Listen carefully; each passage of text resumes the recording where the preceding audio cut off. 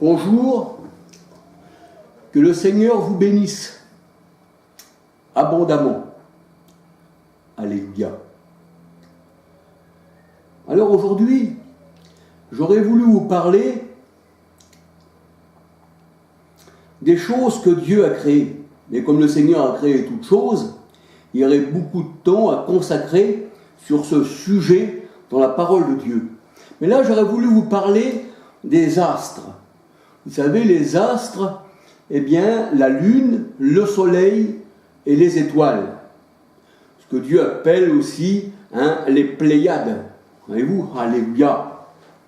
Et nous savons que dans la parole de Dieu, Dieu a créé la terre, la terre, et ensuite, après avoir créé la terre, je dis bien après avoir créé la terre qui est le centre de toute l'humanité, qui est le centre de toute activité humaine, et que sur cette terre on retrouve les arbres et toutes les créations du Seigneur.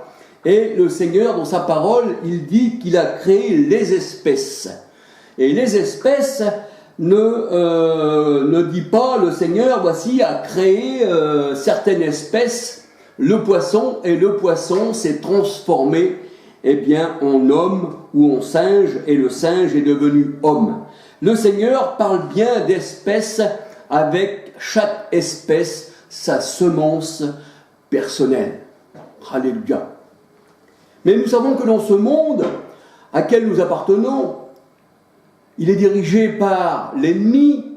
1 Jean 5, 19, 20, le monde entier est sous la puissance de l'ennemi, c'est-à-dire de la chair, des religions qui nous gouvernent. Voyez-vous, alléluia. Et Jésus, dans sa parole, disait « Mon royaume n'est pas de ce monde. » Alléluia. Mon royaume n'est pas de ce monde. Et le Seigneur disait à ses disciples « Vous non plus, vous ne faites pas partie de ce monde. » Alléluia.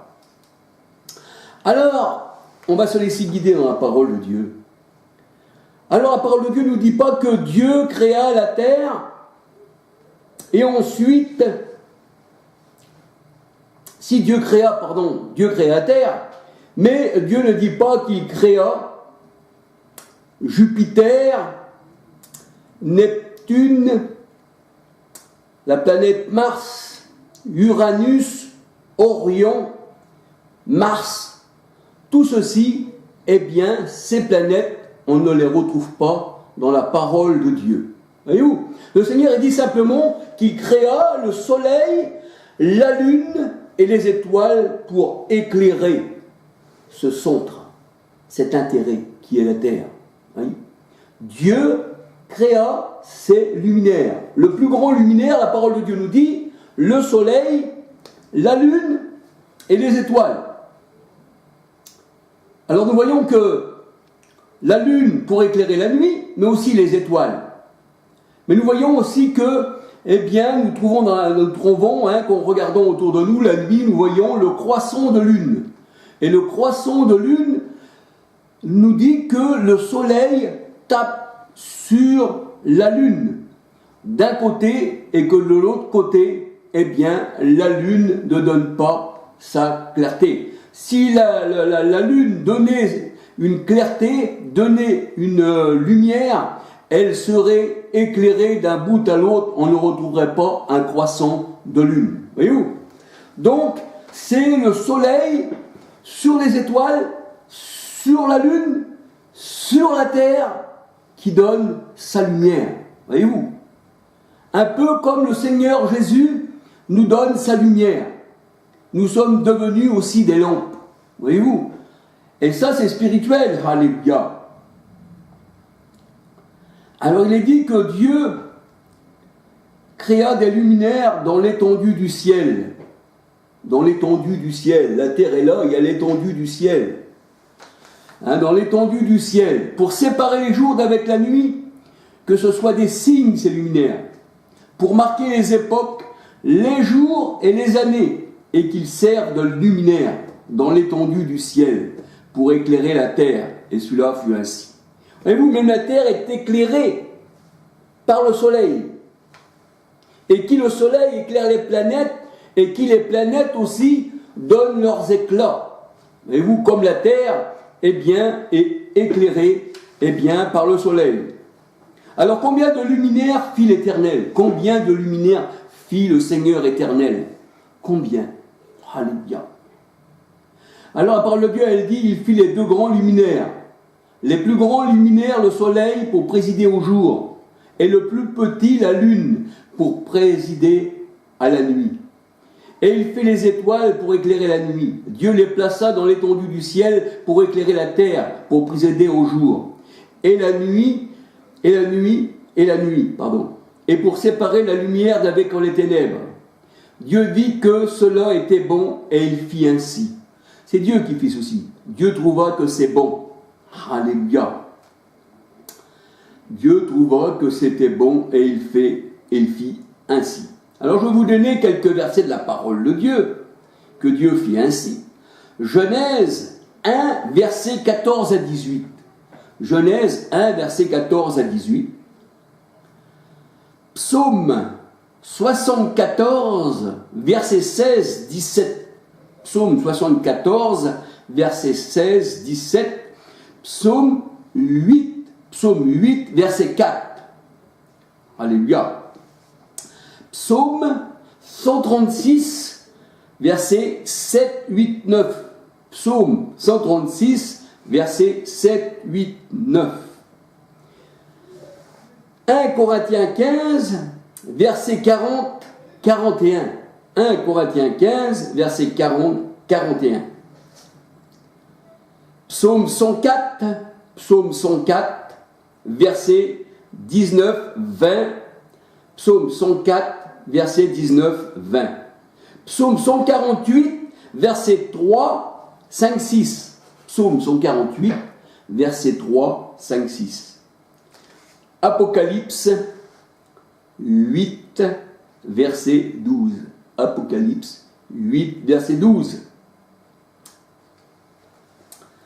Alléluia. Donc, je vous ai donné une série de versets, parce que celui qui veut chercher, eh bien, déjà, il a ces versets qu'il pourra mettre à l'appui dans cette étude qu'il fera de lui-même. Alléluia. Et pourtant, bien que l'Éternel ait mis les luminaires pour éclairer la terre, la parole de Dieu nous dit qu'au premier jour, eh bien, Dieu dit que la lumière soit et la lumière fut. Et oui, ça s'écrit dans la parole du Seigneur. Que la lumière soit et la lumière fut. Mais quelle est cette lumière du premier jour, vous allez me dire, puisque les luminaires ont été mis le 4e jour dans la parole de Dieu pour éclairer la terre. Eh bien, cette lumière, la parole de Dieu nous dit que Dieu est notre lumière. Alléluia. Ça, c'est la lumière spirituelle du Seigneur. Alléluia. Et non celle des astres. Parce que les astres sont des lumières artificielles. C'est une lumière matérielle. Alors, je vous laisse juger que Dieu est notre lumière. Alléluia. Vous savez, un peu comme Moïse, eh bien, la lumière de Dieu était sur le visage de Moïse. Et le Seigneur dit, vous êtes des lampes, vous êtes, eh bien, des chandeliers. Alléluia. Alors, je vous laisse juger de cette lumière. Ésaïe 60, verset 1, 23, pardon, Ésaïe 60, verset 1, 2, 3, 19. Ésaïe 60, verset 1, 2, 3, 19, 20. Apocalypse 22, verset 5. Apocalypse 22, verset 5. Genèse 1, verset 3 à 5. Genèse 1, verset 3 à 5. Alléluia. Apocalypse 21, verset 23-24. Apocalypse 21, verset 23-24. Ésaïe 9, verset 5. Ésaïe 9, verset 2. Ésaïe 9, verset 2, mais pas verset 5. Ésaïe 9, 2. Et Psaume 139, verset 12. La parole de Dieu nous dit que Dieu est notre lumière. Et la parole de Dieu nous dit que Jésus, eh bien, est la véritable lumière. Voyez-vous? Et le Seigneur, il dit, il viendra un temps où mes élus n'auront plus besoin de la lune, plus besoin du soleil, plus besoin des astres pour les éclairer, car Christ est notre lumière. Et dans ces versets que je vous ai cités, si vous les lisez, si vous les regardez, un par un, vous verrez que Dieu est la lumière et que Dieu, au premier jour, dit que la lumière soit et la lumière fut. Voyez-vous, ça c'est quand Dieu arrive, la lumière est là et la lumière arrive, alléluia. Tandis qu'au quatrième jour, Dieu a créé les luminaires pour éclairer la terre, alléluia. Il mit le soleil et la lune et les étoiles, alléluia. Alors c'est vrai qu'en ce moment, on parlait beaucoup des gens de la théorie de la Terre plate. La Terre plate. Mais une Terre plate, le soleil éclaire la Terre, bien sûr, mais si la Terre était plate, c'est ce que je pense, mais comme je suis pour 50-50 de tout ce qui est dit, surtout sur les réseaux sociaux, je m'abstiens de bien donner ma définition de tout cela, mais je pense éclairer certaines personnes en ajoutant une pierre à l'édifice. Alors je dis, en calculant bien qu'une terre plate ne serait jamais dans la nuit, le soleil l'éclairerait continuellement. Et oui, si la terre est plate, le soleil est là, on dirait que le soleil éclairerait tous les hommes du monde entier si la terre était plate et que le soleil serait au-dessus de nos têtes et nous sur la terre plate. Voyez-vous ? Ça veut dire qu'on aurait toujours le jour, mais on ne serait jamais dans la nuit si la terre était plate.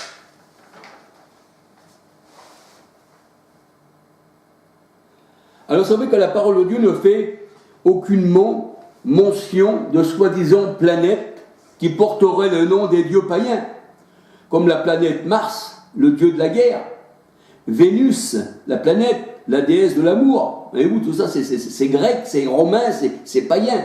Jupiter, la planète messager des dieux.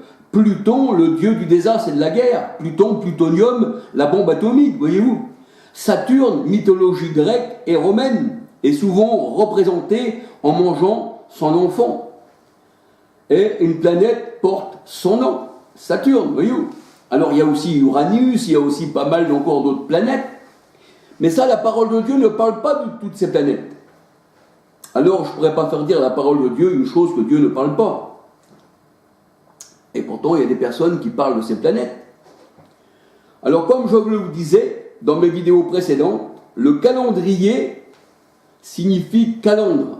Et calandre signifie fête.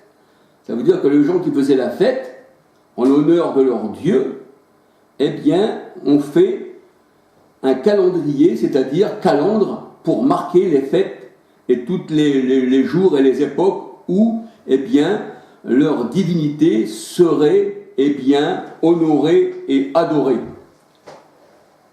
Alors chaque jour porte le nom, dans ce calendrier, le nom d'un astre ou d'un empereur romain. Lundi, le jour de la lune. Mardi, le jour de Mars, le jour de Mars, le dieu de la guerre. Et c'est aussi une planète. Planète, ça veut dire planer, voler.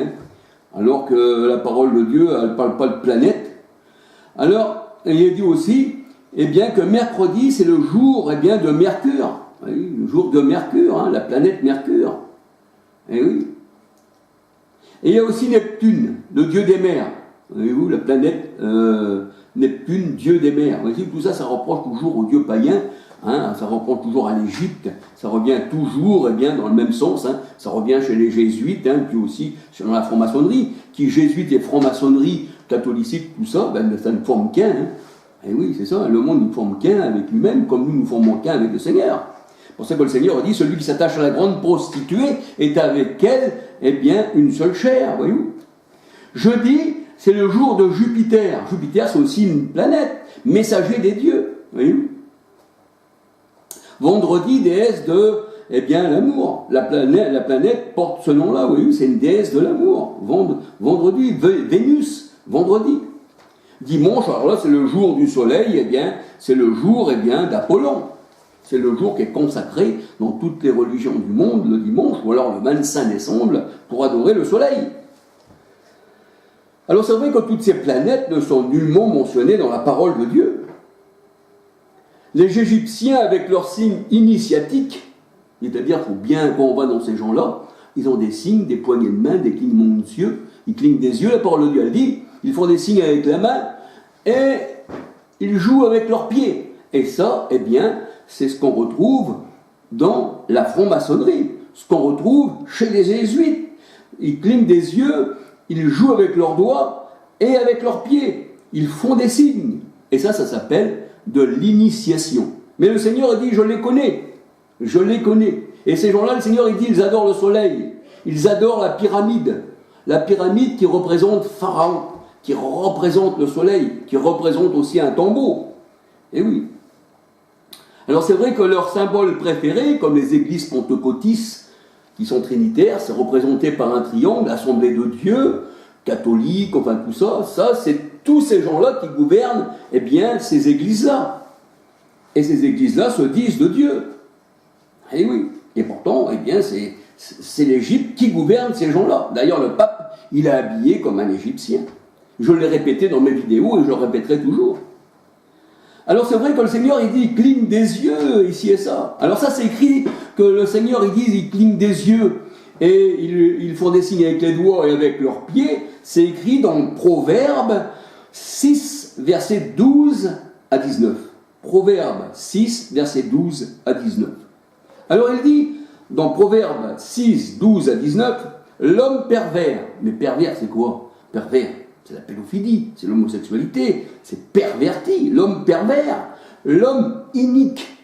Inique, ça veut dire vraiment méchant. Marche la fausseté dans la bouche. Ils ne vous diront jamais la vérité, ça sera toujours faux. Au sujet de la vie, vu que c'est eux qui ont tous les paramètres de ce monde, eh bien, ils peuvent vous cacher des choses, mais ils peuvent vous dire des choses. Il peut y avoir aussi des choses vraies, comme des choses qui ne sont pas vraies. Voyez-vous? C'est pour ça que le Seigneur a dit, retenez ce qui est bon. Alors l'homme pervers, je reprends, l'homme inique marche la fausseté dans la bouche. Il cligne des yeux. Vous savez, quand on fait ça, là, l'œil, hein, il cligne des yeux, il cligne des yeux. Hein, il cligne. Vous voyez, des fois, il y a quelqu'un qui parle, eh bien, l'œil fermé, là, ça représente quelque chose, l'œil fermé. Ça représente l'œil d'Horus, ça représente l'œil égyptien. Ça représente les jésuites et tout ce qui s'ensuit. Franc-maçonnerie.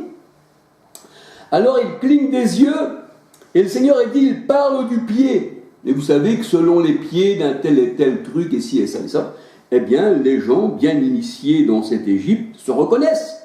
Il parle du pied, et il fait des signes avec les doigts. Il fait des signes avec les doigts. Ah oui, il fait des signes avec les doigts. Il fait des signes avec les doigts. Il fait des signes. Voyez-vous, il fait des signes avec les doigts. Il fait des signes. Voyez-vous, il fait des signes avec les doigts. Ça veut dire toute chose. Comprenez-vous? Ça, c'est ce qu'on appelle, dans la parole de Dieu, les enfants de la veuve. C'est ceux qui n'ont pas l'esprit, parce que le Seigneur a dit, ceux qui sont mariés, les enfants de la femme mariée, ben, ils appartiennent au Seigneur. Galates 4, 21 à 31. Alléluia. Alors le Seigneur a dit, la persévérité est dans son cœur. Il médite le mal en tout temps. Ça veut dire qu'il n'a pas de repos pour le mal. Jamais va méditer le bien. Il excite les querelles. Ça veut dire les guerres, les religions, les machins, les guerres de religion. Il excite les querelles. Aussi sa ruine, le Seigneur, il dit, arrivera-t-elle subitement? Il sera brisé tout d'un coup et sans remède. C'est ce que dit la parole de Dieu. Et c'est ce que nous dit aussi Proverbe 10, verset 10. Proverbe 10, verset 10. Alors il est dit dans la parole de Dieu, dans le psaume 74, verset 1 à 9, un ennemi outrage le nom de l'Éternel. Un ennemi. Mais un ennemi, ça représente le monde. Parce que le monde entier ne font plus qu'un. Ils sont tous attachés par une seule chair ensemble. C'est ça la grande prostituée. Un ennemi outrage le nom de l'Éternel. Et il est vrai que Titus, à la destruction du temple, avait mis les signes de Rome, c'est-à-dire même d'Égypte, on va dire, parce que Rome c'est l'Égypte, sur les murs du sanctuaire. Et il a ravagé le sanctuaire. Et c'est vrai que les adorateurs du soleil mettaient leurs signes distinctifs, les signes égyptiens, sur Jérusalem, qui devenaient les signes égyptiens. Psaume 74, verset 18, Psaume 74, 1 à 9, eh bien, sur Jérusalem, ces signes-là, qui devenaient, eh bien, l'Égypte, Agar, l'Arabie. Galates 4, 21 à 31, Apocalypse 11, verset 8. Voyez-vous, ça devenait l'Arabie. Eh oui.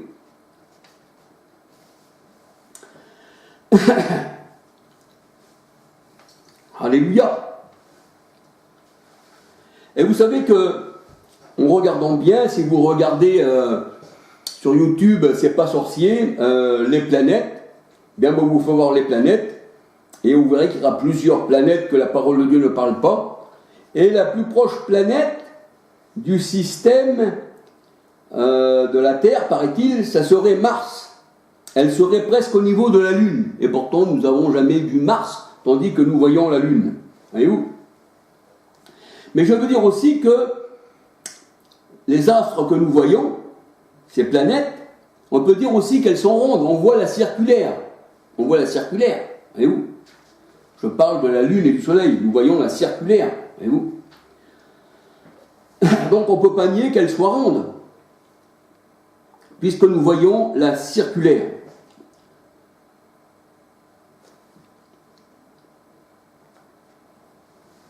Alors il est vrai que, comme je vous disais tout à l'heure, le Soleil éclaire la Lune, car le croissant de Lune nous en témoigne. Et si la Lune éclairerait d'elle-même, qu'elle serait vraiment illuminée d'elle-même, qu'elle donnerait une lumière d'elle-même, eh bien, il n'y aurait pas de croissant de Lune. C'est le Soleil qui l'éclaire d'un côté et l'autre se trouve dans la nuit. Voyez-vous ? Donc si l'autre côté se trouve dans la nuit, la Lune ne peut pas briller.